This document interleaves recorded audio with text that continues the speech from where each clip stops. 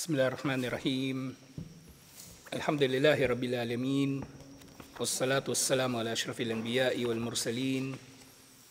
Nabiyina Muhammadin wa ala alihi wa sahbihi ajma'in. Assalamualaikum warahmatullahi wabarakatuh. So inshallah, adabul muta'allimin. Nandito tayo sa palangang bahagi. Wasailul ikhlas, ang mga paraan upang makarating ang tao o magkaroon ng tao ng ikhlas. So meron ditong 10 na tinukoy. Una, pagdidisiplina sa sarili. Pangalawa, ang pagkilala sa kadakilaan ni Allah.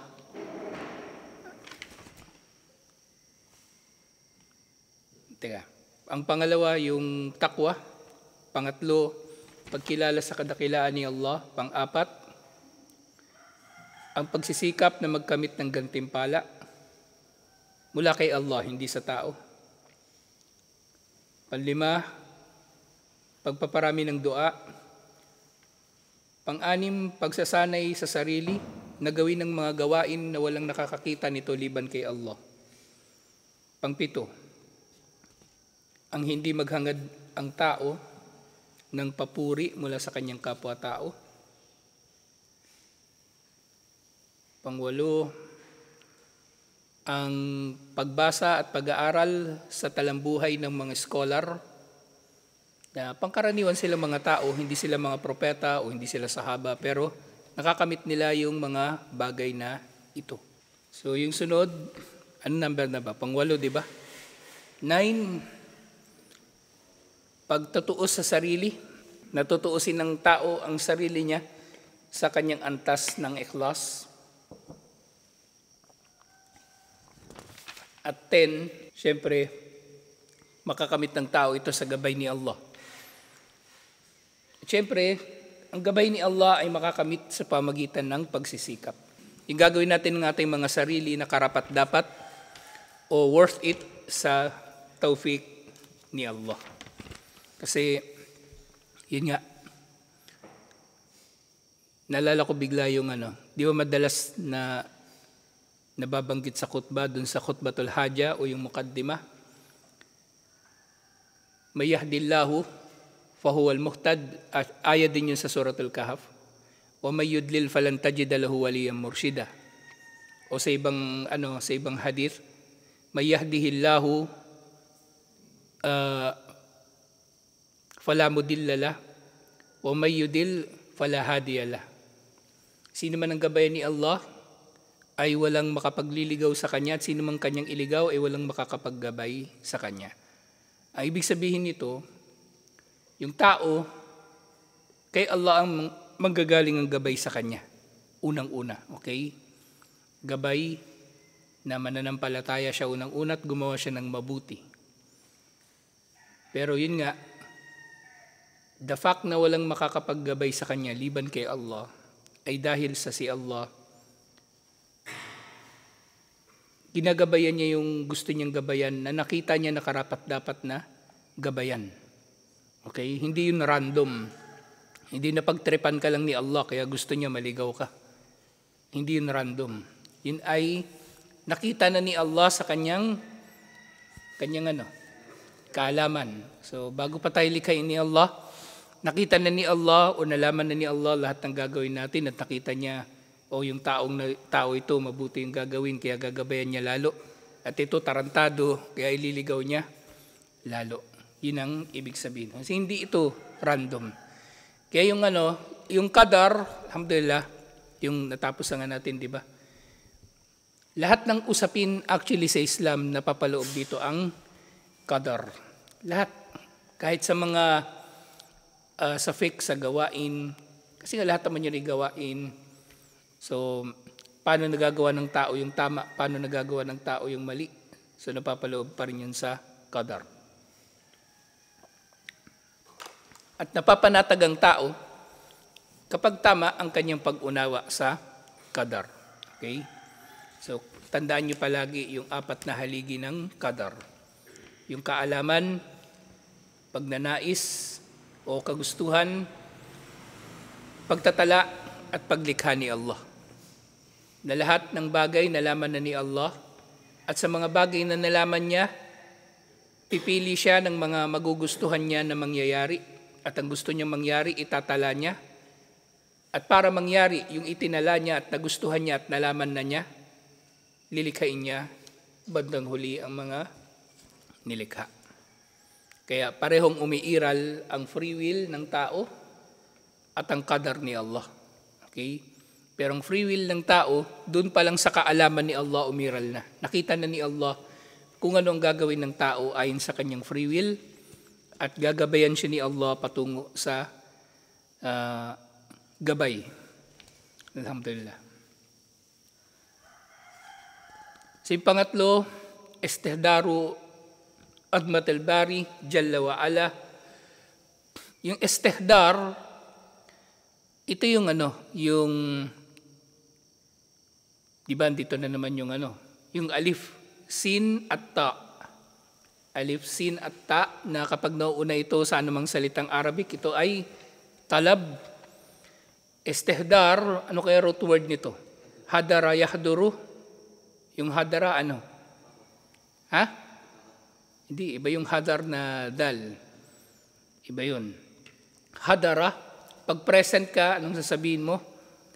Hadir, ito yun. Presence.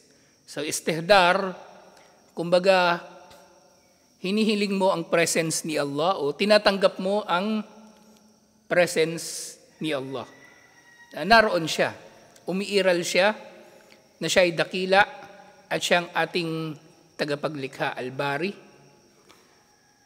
At siya ay marangal at kataas-taasan. So, ibig sabihin na istihdar, kinikilala natin na umiiral si Allah at present si Allah. Hindi siya absent, hindi siya nalilingid. Ibig sabihin, hindi siya nalilingat sa ginagawa natin. Kumbaga, yung nalilingat, yung kahit sandali na hindi nakakapansin. Yun yung pagkalingat na tinutukoy.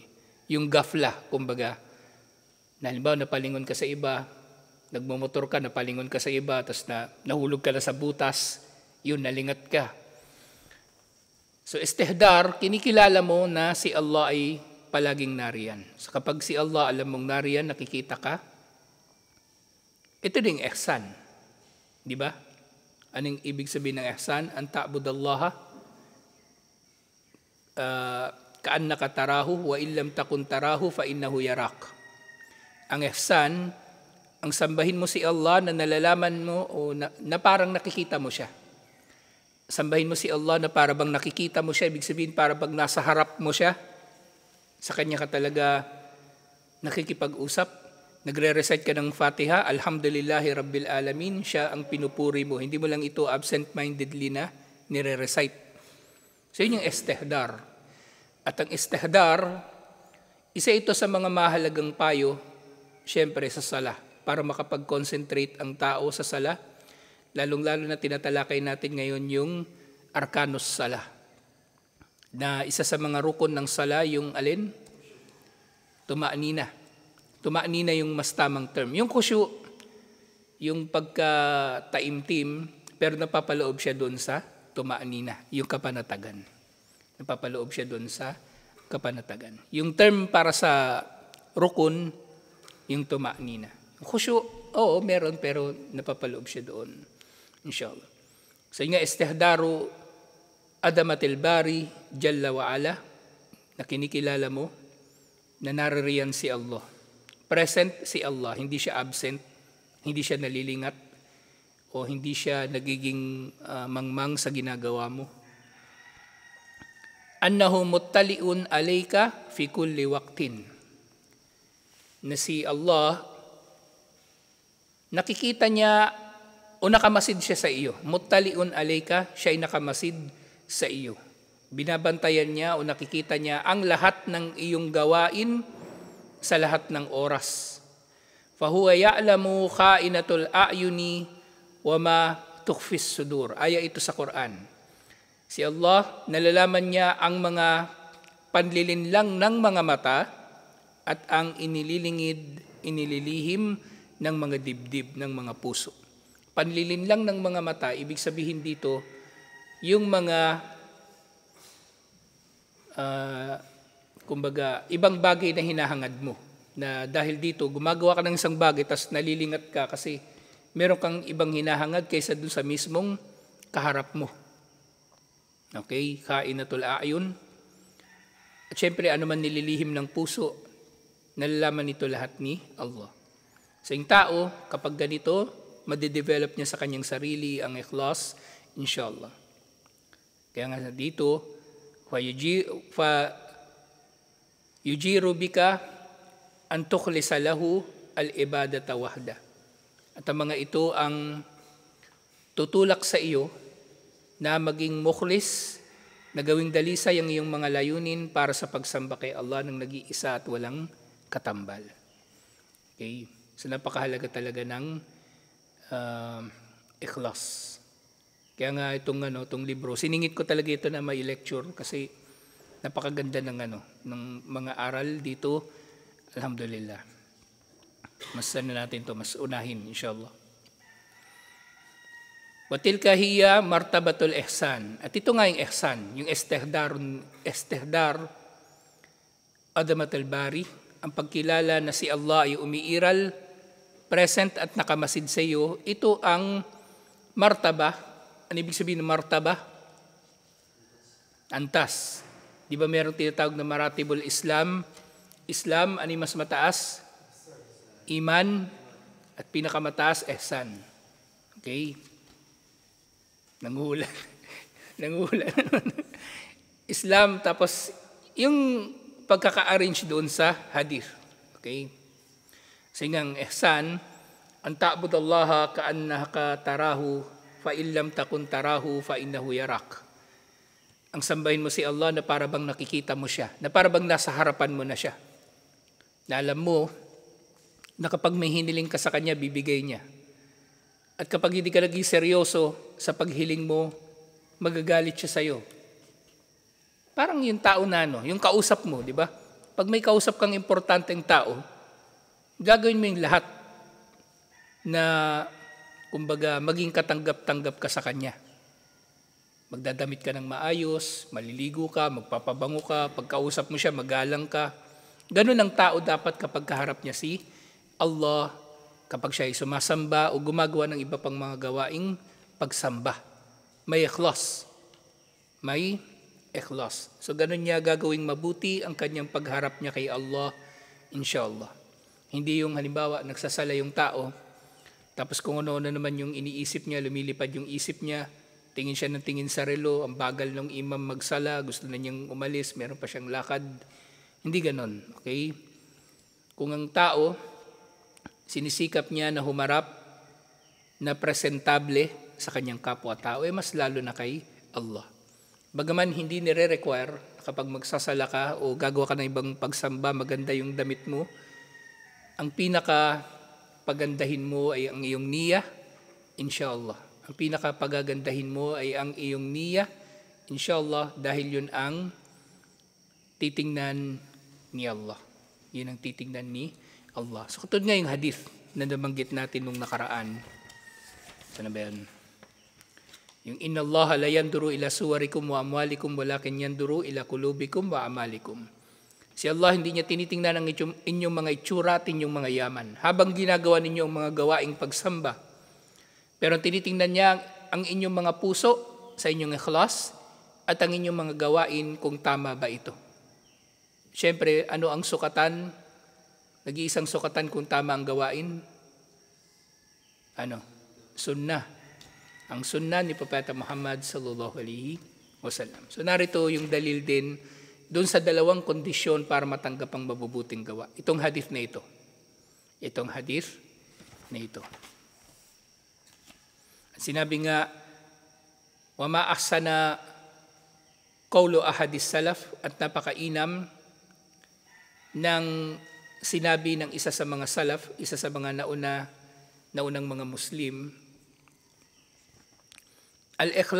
al-ikhlasu nisyanu ru'yatil khalq bidawamil khawfi minal khaliq. Ang ikhlas, isa sa mga kahulugan na ibinigay dito, Ang ikhlas, ito ay ang paglimot mo na nakikita ka ng mga tao. Paglimot mo na nakikita ka ng mga nilikha sa pamagitan ng palagian mong takot sa tagapaglikha. So, kinakalimutan mo na nakikita ka ng mga nilikha dahil natatakot ka sa tagapaglikha. Na, kumbaga, priority mo na ang malulugod talaga sa iyo ang tagapaglikha, hindi ang nilikha. So, naibigay ko ng sample sa inyo dati, halimbawa sa ikhlas, meron kang trabaho. So, doon sa trabaho mo, pinaguhusay mo yung trabaho mo para magustuhan to ng amo, ng boss. Diba? Kasi yun naman talaga yung obligasyon mo sa kanya, to pa rin mo yung trabaho. Ngayon, yung mga katrabaho mo, purihin ka man nila o pintasan sa trabaho mo, wala nang may dudulot yun, walang saysay yun. Pupurihin ka nila o pipintasan nila yung trabaho mo. Mahalaga natutuwa sa'yo yung nagpapasweldo sa'yo. Diba? Anong saysay ng pagpupuri nila sa'yo? Tataas ba yung sweldo mo? Mabibigyan ka ba ng bonus kapag pinuri ka ng katrabaho mo? O kaya pipintasan nila yung trabaho mo? Mababawasan ba yung pagkatuwa sa'yo ng boss kung pipintasan ka nila?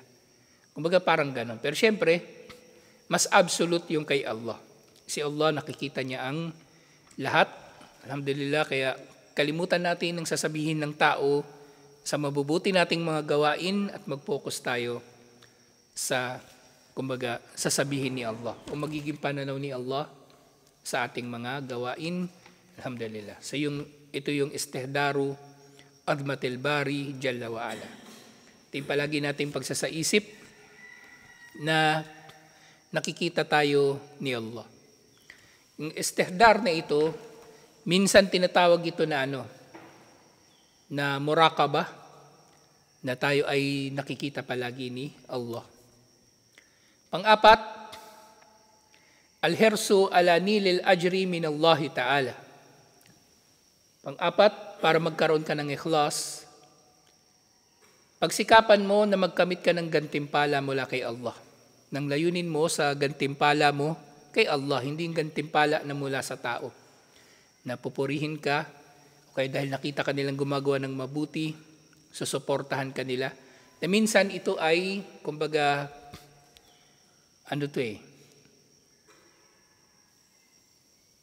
panlilin lang ng tao sa kanyang sarili. Na, yung nga, katulad na sinasabi ko palagi, yung paghahayag ng mga gawain, gabuhok na lang ang diferensya nito sa pagpapakitang tao o pagbabalita o kumbaga paghihimok sa tao na gumawa ng mabuti at para makakuha ng suporta. Gabuhok na lang. Minsan ang intensyon ng tao, iahayag niya yung kanyang gawain, popost niya sa Facebook para makuha ng suporta sa tao, pero maaring walang ikhlas. Meron palang riya, meron kasamang riya. Sa sikapin ng tao na maalis ang riya. Hindi ko sinasabi na wag nyo nang gagawin ang anuman na nagdududa kayo na merong riya. Paglabanan ang riya. Kasi nga 'di ba yung isa sa mga kaida sa ikhlas, 'di ba? Yung fi'lul a'mal min ajlin nas nifaq. Ang paggawa ng mabubuting gawain para sa mga tao ay humahantong sa nifaq. Wa tarkul amali li ajlin nas o min ajlin nas riyaun. At ang pag-iwan ng tao ng anumang gawain sa takot niya na gumagawa siya ng riya, ito ay riya talaga. Ito ay riya din na may tuturing. Kaya gawin lang ng tao ang lahat. Magpo-post siya sa Facebook. Si Manong magpo-post sa Facebook. May ginagawang ganito, may ginagawang ganyan. So sisikapin ng tao na mawawala talaga yung riya at gawin ito alang-alang kay Allah. Kasi kaya nga yung riya, bukod sa syirkun asgar na tinatawag, di ba syirkun asgar, syirk na maliit. Ang riya, ang pagpapakitang tao ay tinatawag din na, aling isa pang tawag doon. Di ba inihalid tulad dito ni Propeta Muhammad sallallahu alaihi wasallam sa langgam, itim na langgam, na nasa itim na bato sa gabi na walang buwan, sa gabi na madilim. So imagine niyo na lang ninyo yung kahulugan ng hadith na yun. Makikita ba ng tao yung itim na langgam na nasa itim na bato sa madilim na gabi? Mahirap. So ganun din yung riya, na pumapasok ito sa puso ng tao na hindi natin napapansin. Kaya nga laging may dua, di ba? O Allah, yung dua na, O Allah, nang humihingi kami sa iyo ng tawad sa shirk na nalalaman namin. Minasyirki na alam mo. Sa shirk na nalalaman namin, wa na'udhu bika minasyirki la na'lamu. At nagpapakupkop kami sa iyo mula sa shirk na hindi namin nalalaman. Yung nalalaman natin na shirk, na nagpapakupkop tayo kay Allah, laban dito, ito yung shirk na pagtatambal talaga kay Allah, na shirkun akbar, na obvious. Kasi obvious naman na nag-shirk yung sumasamba sa Diyos-Diyosan.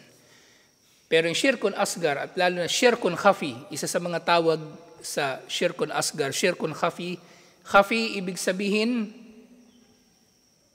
nakatago, na lilingid o hindi nakikita. Shirkun khafi. Kaya ito shirkun khafi kasi nga minsan nagagawa na ito ng tao, kaya doon o mula roon, laban doon, humihingi tayo ng tawad kay Allah. Kasi maaring nagagawa na nga natin Nagagawa natin pero hindi natin napapansin. Ngayon siguro itatanong nyo, paano tutuusin ng tao na siya ay nakapag-riya na pala na hindi naman niya ito napapansin? Di ba hahatulan lang ang tao sa gawain sa tatlong bagay? Ad-dhikru wal kasdu. Ano yung pangatlo? Al-ilm. Ang tao ay hahatulan sa kanyang kasalanan na nagawa kung alam niyang masama ito, sinasadya niya ito, at kumbaga naalala niya talaga na mali ito. So yung tao, paano siyang hahatulan sa isang riya na hindi niya napapansin? Kasi maaring mangyari na yung riya hindi napapansin ng tao kasi sinanay na niya yung kanyang sarili na hindi niya ito pinapansin. Minamaliit niya. O yun nga, binibigyan niya ng justification. Diba, isipin niya kailangan niyang magpakitang tao para dumami yung followers niya, para dumami yung stars, para dumami yung monetization, dumami yung magpapadala ng GCash, o kung ano-ano pang iniisip niya. So yun yung dahilan kung bakit tinutuos ang tao sa shirkun khafi, shirk na hindi nakikita, na maaring hindi niya napapansin. Naroon ang kaalaman, alam niyang ito'y riya. Naroon ang qasd, sinasadya niya At naroon ang dhikr na alala niya. Pero yun nga, binabaliwala niya, hindi niya pinapansin, hindi niya pinahalagahan. Kumbaga minamaliit niya, inisip niya, simpleng lang naman ito, pagpapakitang tao. O kaya, mas malala, iniisip niya na justifiable ang kanyang pagpapakitang tao. So, ang tao talaga ay marapat na magpaparami ng kanyang gawaing pagsamba para kay Allah. Nga, al-hirsu ala nilil ajri minullahi ta'ala, pagsikapan niya na magkamit siya ng gantimpala kay Allah. Wal-iktharu minal hasanati wa rajai ma indallahi ta'ala fil akhirati fa innahu khairu wa abka. At gayon din, pagpaparami ng mabubuting gawain at paghahangad ng kung anumang tangan ni Allah na gantimpala sa kabilang buhay. Sa kabilang buhay, hindi para sa ngayon, sa buhay ngayon. Na malaking pagkakamali ng tao na pinahalagahan niya masyado ang mundo na nababaliwala niya yung kabilang buhay. So dapat balanse. Dapat balanse. Kung kikiling man ng tao, mas mainam na kumiling siya sa pagpapahalaga sa kabilang buhay kaysa sa kasalukuyang buhay dahil ito ay mas mainam at mas magtatagal. Kasi ang buhay sa kabilang buhay, pag nakapasok ka na sa paraiso, napakalawak ng lupain mo dun. Dito may lupain mo, meron kang 100 square meters. Yun lang. Pero masaya ka na. Lalo na doon sa paraiso. Mas mainam yun. Yung bahagi mo ng paraiso, mas maganda pa sa mundo, yung buong mundo at nilalaman nito. Tapos dito sa mundo, mabubuhay ka 60 years. Halimbawa, o mabuhay ka man ng hanggang 80 years. Pero sa ilang taon lang ng 80 years na yun, doon mo lang mapapakinabangan yung mga nakamit mo. Kasi sa ibang mga panahon ng buhay mo, pag matanda ka na, ulyanin ka na, hindi mo na na-appreciate yung yaman mo. Samantalang doon sa kabilang buhay, sa paraiso, habang panahon ka doon, at habang panahon kang bata, masigla, malakas, hindi ka nagkakasakit. Pero dito, hindi mo ma-appreciate yung mga material na bagay na meron ka palagi. Okay? Meron kang sasakyan, maganda, hindi mo naman yung lagi ng sasakyan. Meron kang motor. Paano yung pag, hindi ka makapag-motor. Motor mo, walang gasolina. Hindi ka makakagawa ng bagay na gusto mo. Pero doon sa kabilang buhay, ito ay mas mainam at mas magtatagal. Yan nga ang dunya, amad ladi. Fid dunya, faaradun zail, walaw ba'dahin. At ang dunya, ito ay lumilipas. Ito ay lumilipas at nawawala. Sinabi ni Allah, yung nga sa Surah Ad-Duha, walal akhiratu khairul laka minal ula. Tunay o katiyakan ng kabilang buhay ay mas mainam para sa iyo kaysa sa nauna. Ang tinutukoy dito na nauna, yung naunang buhay dito sa dunya. At sinabi ni Allah, man kana yuridu harthal akhirati nazidu lahu fi hartihi. Sino mang naghahangad ng pag-aani sa kabilang buhay, yung pag-aani ng kanyang mga gantimpala sa kabilang buhay, dadagdagan siya ni Allah ng kanyang aanihin sa kabilang buhay. So hanga rin ng tao yung kabilang buhay. Waman kana yuridu harthid dunya nu'tihi minha wa ma lahu fil akhirati min nasib. At sino mang maghangad ng pag-ani sa buhay sa mundo, ay ibibigay namin ito sa kanya, pero sa kabilang buhay ay wala na siyang makakamit na bahagi niya. So ito yung isa pang dalil na yung mga nagpapakitang tao, ibibigay na ni Allah sa kanilang gantimpala nila rito sa mundo. Yung mga vlogger, gusto nilang sumikat, gusto nilang yumaman, ibibigay yun sa kanila ni Allah. Kahit Muslim pa yan, ibibigay yan sa kanila ni Allah. Kaya ang katatakutan dapat ng tao palagi ang pagsikat. Katatakutan ng tao palagi ang pagsikat.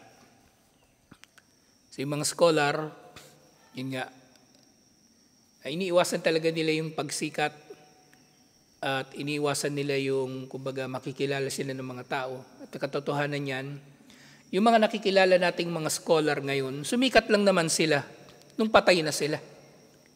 Nung buhay pa sila, hindi nga sila kilala ng mga tao. Halimbawa nga niyan, yung nangyari nga kay Imam Ahmad, yung nakwento ko na sa inyo, yung dun sa panadero. Dun sa panadero, na nagpunta siya ng isang masjid, iidlip sana siya doon sa masjid, pero pinalayas siya ng bantay ng masjid. Kasi may ibang masjid ganun sinasara talaga, bawal tumambay doon. Bawal tumambay. So pinalayas siya nung bantay ng masjid. At sumilong muna siya doon sa isang panadero kasi mainit. Sumilong muna siya doon sa panadero at nakita niya yung panadero na habang nagmamasa, nag-i-istighfar. Minamasa niya yung tinapay, astaghfirullah, astaghfirullah, astaghfirullah. Yun yung laging sinasabi niya. At tinanong niya yung panadero, anong ginagawa mo? Bakit lagi ka nag-astaghfirullah?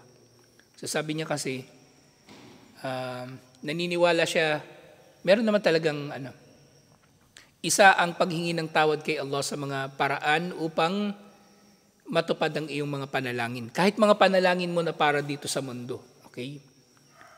Hiling ka ng tawad kay Allah o magbabalik loob ka kay Allah.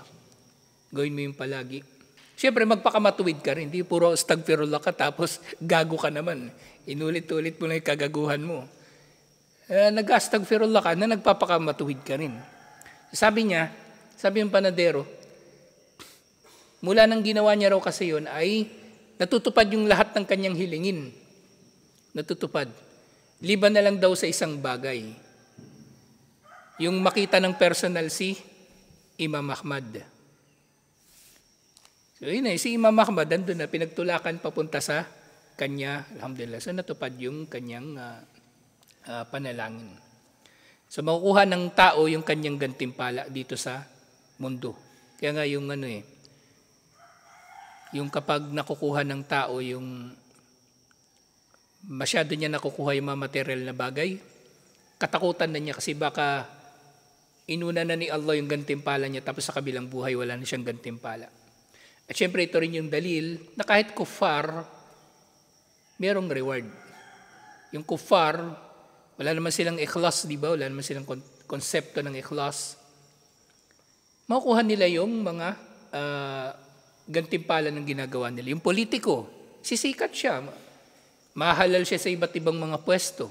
Ipagtatayo siya ng rebulto ng kanyang mga kababayan. Pero yun na yun.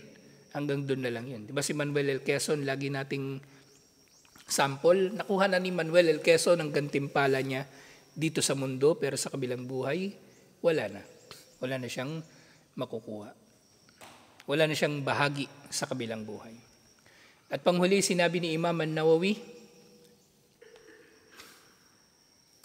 wa kana al-Imam An-Nawawi idha ra'a faqihatu Syam al-jamila al-yani'ah, na si Imam An-Nawawi kapag nakita raw siya ng sariwang prutas, sinasabi niya, mau'idukal jannah.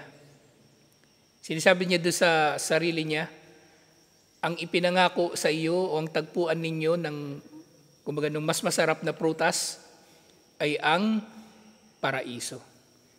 Itharan lima indallahi ta'ala. Bilang paghahangad, mas paghahangad sa kung anumang tangan ni Allah. So na-appreciate niya yung sariwang prutas na masarap, pero mas gusto niya yung prutas doon sa kabilang buhay. Alhamdulillah. Sa kabilang buhay nga, mas mainam ang lahat ng naroroon o anumang naroroon kaysa sa anumang narorito sa mundo. Na meron ng hadith na yung isang piraso ng lupa sa paraiso, nakasingkitid lang ng latigo. Yung latigo, gaano lang ba kakitid yun? 1 centimeter yung latigo. Ang lupa sa paraiso na kasingkitid ng latigo ay mas mainam pa kaysa sa mundo at sa nilalaman nito. E paano pa kaya kung yung bahagi mo sa paraiso nga ay kasing laki ng mundo, pag-aari mo yun lahat bilang halimbawa. So mas mainam nga talaga at hindi maihahambing ang anumang bagay sa mundo kaysa sa kabilang buhay o sa kabilang buhay. Mas mahalaga. Kaya pag sumikapan natin ang kabilang buhay kaysa sa buhay dito sa mundo, inshallah. Pag sumikapan natin pareho, pero syempre, mas bibigyan nating timbang yung kabilang buhay, inshallah. Sa pamagitan ng ikhlas, nagagawin natin ang mga gawaing mabubuti para kay Allah, para magantimpalaan tayo ni Allah ng husto para rito sa kabilang buhay, inshallah. So tutuloy natin ito next week, yung iba pang mga paraan upang magkamit ng ikhlas. Inshallah, assalamualaikum warahmatullahi wabarakatuh.